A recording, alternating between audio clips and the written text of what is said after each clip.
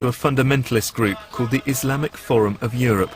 This IFE leaflet says that it is dedicated to changing, quote, the very infrastructure of society, its institutions, its culture, its political order and its creed, from ignorance to Islam. Democracy, if it means that, you know, at the expense of not implementing the Sharia, no one's going to agree with that. Our goal is to create the true believer, to then mobilize these believers into an organized force for change, who will carry out da'wah, preaching, Hizbah, enforcement of Islamic law, and jihad, struggle.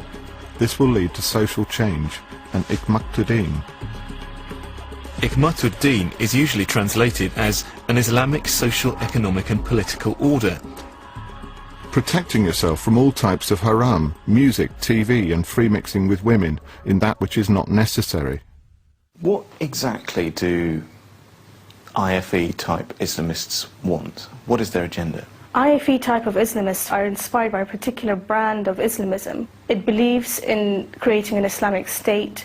It believes in following a very medieval interpretation of Islamic law and that being imposed upon the whole of society. It believes in creating a Muslim bloc that adheres to their interpretation of Islam. Another speaker at the same training session told recruits, "Victory is for Islam and Muslims." They were instructed to identify who the enemies are, both from outside the circle of Islam and within the circle of Islam. This second speaker, Abdullah Zain al-Abdin, contacted Dispatches today. He said the transcript of his talk had been written by the IFE with their own interpretation, and he'd asked them to remove it from the website. Another older leaflet sets out the organization's vision for political as well as spiritual change. It says the IFE strives for the establishment of a global society, the Khalifa, comprised of individuals who live by the principles of the Sharia. I've seen so many un-Islamic practices. People have got into Islam. Abu Talha, a prominent young IFE activist, describes to our undercover reporter how the East London Mosque's imam has helped Islamicize the area. He has changed this whole area, and the Sunnah, like Quran and Sunnah, he's brought it back. It's tadarruj, yeah? Tadarruj means gradualism. He's done it gradually. Talha uses the flag Islamic Caliphate and quotes a founder of Hamas in his signature when he posts on Islamic forums on the web. The Khilafah or Caliphate is an Islamic superstate ruled by clerics under Sharia law. Many Islamist thinkers argue that it should start in Muslim-majority lands but expand afterwards to cover the world. The state doesn't seem willing or able to tackle this. The IFE and its allies are fond of saying that any attack on them is an attack on Islam, but it is Muslims themselves who are taking the lead and speaking out. I don't want my children to grow up in a society which is being segregated in the name of religion or in the name of culture. We need to stop funding institutions that undermine every single civic and civil institution that we have in our society. I think a lot of politicians understand the issue, but they're too scared to touch it because they're scared of being labelled as Islamophobic or anti-Muslim. The IFE also associates with some hardline fundamentalists. Last year it invited the spokesman for an Afghan warlord, Gulbuddin Hekmatyar, to speak at the East London Mosque complex. Hekmatyar's forces have fought alongside the Taliban against British troops. And then the IFE promoted this meeting, also at the same mosque complex. Bilal Phillips was alleged by the US government to be an unindicted co-conspirator in the 1993 World Trade Center bombing that killed 6 people and injured more than 1,000. Hussein Yi is a 9/11 conspiracy theorist and has said that on that day, a group of Jews had a celebration. They had a party going on. Anwar al-Awlaki is another IFE favourite. Twice the IFE gave him a platform in 2003, and senior activists have praised him much more recently. A man described by the US government as spiritual leader of 2 of the 9/11 hijackers. The alleged Christmas Day plane bomber Umar Farouk Abdul Muttalib is said to have met al-Awlaki shortly before flying to Detroit with explosives under his clothing. Nid al-Hassan, the Muslim army major accused of murdering 12 of his fellow soldiers and a civilian in Texas, corresponded with al-Awlaki shortly before the attacks. Afterwards, al-Awlaki called Hassan a hero and a man of conscience. Rashad Ali grew up with the IFE. Members of his family were leaders of the group.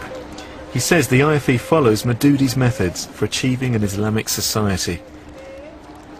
He explains prayer, fasting as spiritual training for the jihad.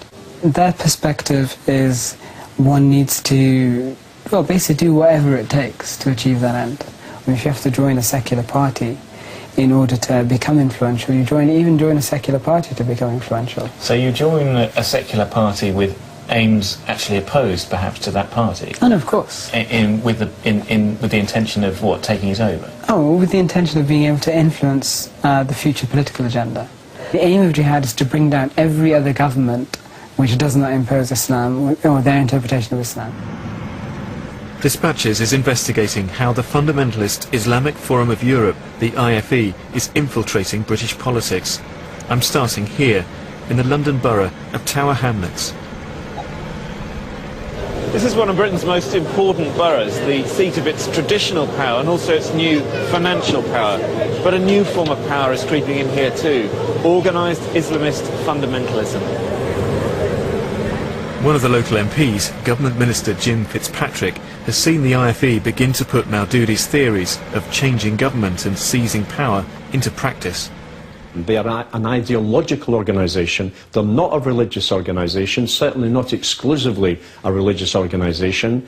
The suggestion is that they have councillors, candidates standing for different parties in different parts of the country, and that they encourage their members to vote for those candidates regardless of which political party they are representing in the ballot box. The IFE's roots here are deep, and its tactics and targets always shifting. It is 2005, a hotly contested general election seat in the heartland of the IFE at Bethnal Green and Bow. Assalamu alaikum. George Galloway. Nice to meet you. Standing for the new Respect Party is the controversial figure of George Galloway. Mr. Blair's days are numbered. Among the key people helping him is this man looking over his shoulder, Abdul Mir, a rising young star in the Islamic Forum of Europe. He will become a key figure in Galloway's Respect Party. Mr. Blair, this is for Iraq. Mr. Galloway's strong support for the Palestinians and his opposition to war in Iraq went down well in a constituency with a high proportion of Muslims. In East London, a new political power is born. But Mr. Galloway's Respect Party was not the only winner that night.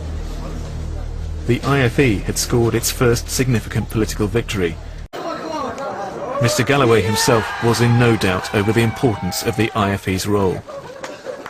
We've obtained a recording of Mr. Galloway addressing a dinner held at the mosque complex shortly after the election.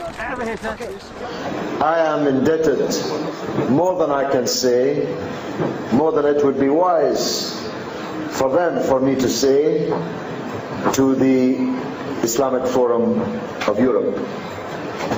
I believe they played the decisive role. Mr. Galloway then praised individuals who campaigned for him and said their persistence, which found its echo amongst the leadership and the rank and file of the IFE, was undoubtedly decisive in this historic victory. In a statement, the IFE told dispatches that it did not campaign for Mr. Galloway's election. Mr. Galloway, however, said that the IFE had campaigned for him and told dispatches that it would not have been wise to thank the IFE more publicly. Respect went on to win 12 seats on the council. The IFE was seen as an influential force that had delivered again. Abdul Mir, who campaigned to get George Galloway into Parliament, now became the Respect group leader on the council. But Mr. Galloway had offended many Muslims with his antics in the Big Brother house, and his party was losing its momentum. Enjoyment through music, dance, immodesty and free mixing of men and women is not the culture of Islam. This is a shameless Western culture. Muslims who take part, even if they pray and fast, will be burnt in hellfire.